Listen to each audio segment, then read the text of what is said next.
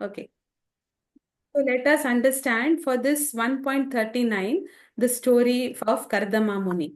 Okay. Now Kardama Muni is a very great sage. All of you are understanding what I'm talking? Yes. Yes, Mataji. Okay. So Kardama Muni was ordered by Brahmaji to create progeny. To create progeny means to populate. So Kardama Muni, he did tapasya. Now we are not able to sit for 1 hour, half an hour, even online, isn't it? But you know, Kardama Muni, he sat on, this is the banks of Saraswati River. You know how long he sat for doing tapasya? 10,000 years. 10,000 years Kardama Muni, because he had to fulfill the desire of Brahma. So for 10,000 years, Kardama Muni sat on the banks of river Saraswati and he was completely meditating on the Lord. At that time, after 10,000 years, the Lord, he came on Garuda and with his 4 hands carrying Shankha, Chakra, Gada, Padma. What is the name of the Shank of the Lord? Yes? Yeah. Vishnu. What is the name of? Yes, Panchajanya. What is the name of the chakra? Sudarshan Chakra. Yeah. Sudarshan Chakra. What is the name of the Gada? Kaumodaki. Yeah, Kaumodaki. Yes, very good. And the lotus is lotus. So the Lord, he came, this is described in Srimad Bhagavatam. Pleased by his tapasya of 10,000 years, the Lord came in front of him on Garuda and he was wearing this garland of white lilies and white roses. And then he was wearing the pitambar, the yellow dhoti which the Lord wears is called pitambar. And very beautiful darshan of the Lord Kardama Muni had. The Lord told to Kardama Muni that in just in few days, Swayambhuva Manu, who was the king of that entire planet at that time, he will come with his beautiful daughter Devahuti, and you will get she will get married to you. So this is what in general I'm saying, but actually it was a big discussion. Kardama Muni offered nice prayers to the Lord in Srimad Bhagavatam. That all many verses are there. And then the Lord reciprocated, that is also there. So then after that, the Lord, he left for his abode. When he left for his abode, the Garuda, he flaps his wings, isn't it? When Garuda flaps his wings, Samaveda is heard. There are 4 Vedas, you know. What are the names of the 4 Vedas? Anybody knows? Yes? Anybody? Rigved, Yajurved, Samaved, Atharvaved. Yes, very good. So Rigved, all of you tell Yajurveda, Yajurveda. Samaveda, Samaveda, Samaveda. Rigveda, Rigveda. Atharvaveda. Okay, so these are the 4 Vedas. So when the Garuda, when he flaps his wings while taking the Lord back to the spiritual abode, or anytime when he flaps his wings, what is heard? Samaveda is heard. Okay, just imagine how it must be. So then the Lord left to his abode. And then after that, Kardama Muni continued his tapasya. After that, in few days, Swayambhu, I don't have the picture of that one. Swayambhu Manu comes with his daughter, and then he comes with his daughter, and then he requests Kardama Muni to get married to her. At that time, this two translations from Srimad Bhagavatam, these two are very important. Maybe all of you just listen to this. Listen. It's very important. The great, the great, if you want to talk, please mute and talk.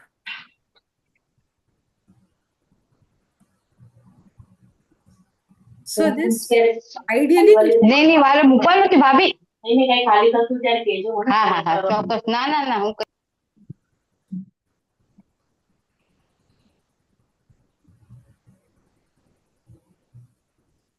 you all are listening to Bhagavatam. So this very important statement. What does important statement Kardama Muni tells? He says to Swayambhuva Manu. What is he saying? Certainly, I have a desire to marry, and your daughter has not yet married. He's telling about Devahuti, or given her word to anyone. You know, these devotees are so pure, specifically very important for all the girls. Okay? And all the girls and all the mothers also. You should tell your girls, this is very important. See the words, what is Kardama Muni telling to Swayambhuva Manu? He is saying, I'm very happy. I'll be happy to get married to your daughter. Actually, Devahuti was so beautiful, extremely beautiful.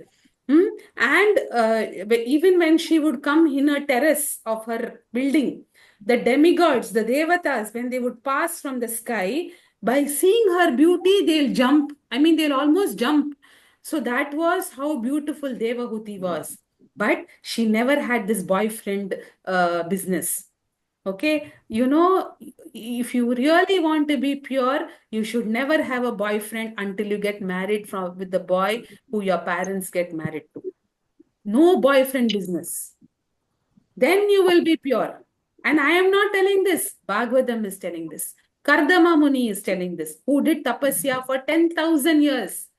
And he said that I am, or yet given her word to anyone. Okay, sometimes all these affairs and all these things not there in those days. Okay. अभी 30 रुपए लाना पड़ेगा 30 15 रुपए है मेरे So this was one very important line from Srimad Bhagavatam, and one more important line. Okay, the moment she heard from sage Narada of your noble character, learning, beautiful experience, youth and other virtues, she fixed her mind upon you. Actually, just few days before, Narada Muni had gone to the palace of Swayambhuva Manu, and he described the qualities of Kardama Muni to Swayambhuva Manu and Devahuti. So Devahuti heard about him. She just heard about him. She didn't tell, oh, let me go and do full exploration how he is. And she is born and brought up in a kingdom of Swayambhuva Manu.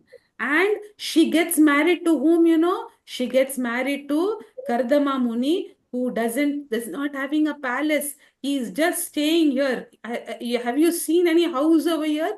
He is having such a simple life. But she didn't say, oh, I am from the palace, and how can I get married to you? No, she obeyed Narada Muni. She obeyed Swayambhuva Manu, and she got married to Kardama Muni. And she didn't in her house. She had so many servants who were helping her, but here not even one servant. She used to do everything herself. And many times, Kardama Muni was so absorbed in tapasya that he will not eat till almost the day end also. Until then, she will eat. She will also not eat. She will eat only after her husband eats. And this is how pure she was. And then after many months, she became very weak. And that Kardama Muni saw. Immediately what he did, he saw her dedication. And then to fulfill her desire, what was her desire? She wanted to have children naturally when you get married. So then what did he do? First of all, with his powers. See, we people we try to go to have big bungalows to stay. But what Kardama Muni had so many powers, he created an aerial mansion for taking Devahuti. Means he had so much power, but he stayed in a very simple place. He made this aerial mansion and he created thousands of maid servants. They came and gave bath to Devahuti. And then Devahuti and Kardama Muni in this aerial mansion, they went for a picnic around the whole universe. And then they both gave birth to 9 illustrious daughters, very beautiful daughters. And then she wanted to have a son, and that son was, and these 9 daughters, they got married to 9 sages. And then after that, she gave birth to Kapila Muni. So this Kapila Muni, now what happened after he was born, Kardama Muni left the house so that he can completely focus on Krishna. And then Kapila Muni took care of Devahuti, his mother, and he used to tell everything about Krishna, and she used to listen. It is a very famous book, Kapila Muni's Instructions, filled with philosophy. So this is what Kapila Muni gave. So why I'm telling this point is, what is the verse today? Today's Bhagavad Gita verse is Kulakshaye pranashyanti kula dharma sanatana dharme nashte kulam kritsnam adharmo vibhavatyuta. That is, a woman should be protected before getting married by her parents. And when she gets married, she'll be protected by her husband. And after that, she'll be, in case the husband leaves, then she will be protected by her son. So Kapila Muni gave complete Do you understood? What? So Kapila Muni gave complete instructions to his mother, and then he also left. And then Devahuti, meditating on those instructions, she also lived a full Krishna conscious life, and then she ended. I mean, that is the point is, a woman should be protected by her father and then husband. In case the husband leaves, then by her son. Point is, because why it is said, it is not the argument, oh, women are weak or not, like that. Because women are very precious. What do you do, a precious diamond? Do you throw it on the road? What do? You keep it safely, isn't it? That is how the women are diamonds. Okay, so that's why the girls and the women have to be kept in a safe way. So that is the lesson we learn from this verse of Bhagavad Gita.